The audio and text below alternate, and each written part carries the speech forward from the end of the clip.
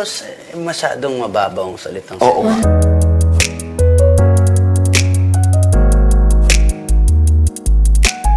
Si Daniel may kayabangan yan Pero 'di ba pinatiklop siya ni Catherine nung iniwan siya nito. Tanggal yung angas niya mga kachike.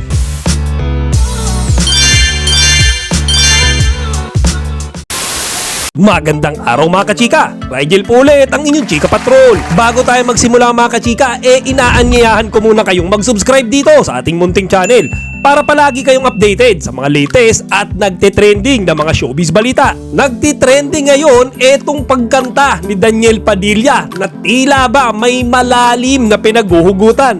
Oo mga kachika, kasi dyan sa kanta niyang yan na ginanap noong mismong kaarawan niya, nakapagbibitaw siya mga kachika ng mga salita na hindi ka nais-nais sa ating mga tenga. Para sa mga hindi pa nakakapanood, kumakanta dyan si Daniel ng awitin na hinahanap-hanap kita. Kaso mga kachika, pinapalitan niya yung lyrics ng kanta at dumating na nga sa punto na nagmumura na siya.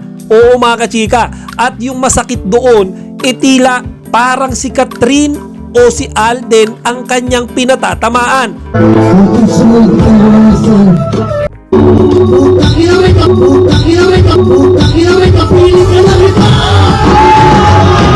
Sa parigot namin, walang kiss sa bahay.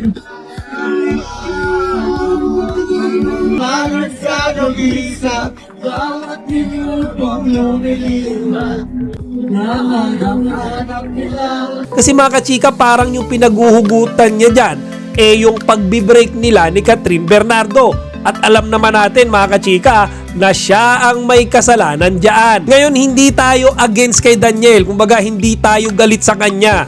Pero kung titignan natin yung pinagdaraanan niya ngayon, di ba siya rin yung may kasalanan dyan? Di ba halos isang dekada sila ni Catherine o mahigit pa nga. Tapos nalaman natin na ilang beses niya palang niloko, ilang beses siyang, alam niyo yun, nang cheat, sinalbahe niya si Catherine. Hindi ko nga alam, may mga bali-balita na medyo daw pinipisikal niya si Catherine. Pero hindi pa yun kumpirmado. Pero yun yung mga balitang yun mga kachika. Kumbaga pag nagpatong-patong yan, panigurado kahit sinong tao naman, mapupuno Kaya siya iniwan ni Catherine at nakikita natin na kung gaano kasaya ngayon si Catherine sa kanyang current na estado. Malaya siya mula sa kamay ni Daniel. Hindi siya nasasaktan, hindi siya sinasakal, hindi siya niloloko. Pero hindi ka naman binigyan ng pagkakataong magselos. Nagselos ka ba kay Alden? Selos, masyadong mababaw ang salitang Oo. selos.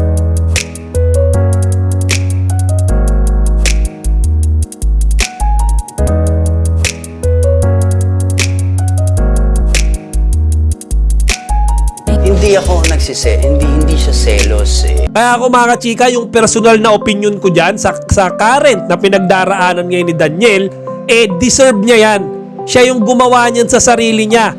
Kung pinariringgan niya man ang pagmumura si Catherine, si Alden, or yung sitwasyon na meron siya ngayon, siya ang gumawa niyan lahat mga kachika. Kaya para sa akin, tanggapin niya yan. Umaga, sige, magsisigaw ka dyan, magmura ka dyan, pero hindi mo na maibabalik sa'yo si Catherine. Nakakatawa lang kasi di ba si Daniel may kayabangan yan Pero di ba pinatiklop siya ni Catherine nung iniwan siya nito. Tanggal yung angas niya mga kachike. Ngayon siya yung naghahabol-habol, siya yung parang nagmamakaawa, siya ngayon yung nagmumura at nagwawala habang kumakanta.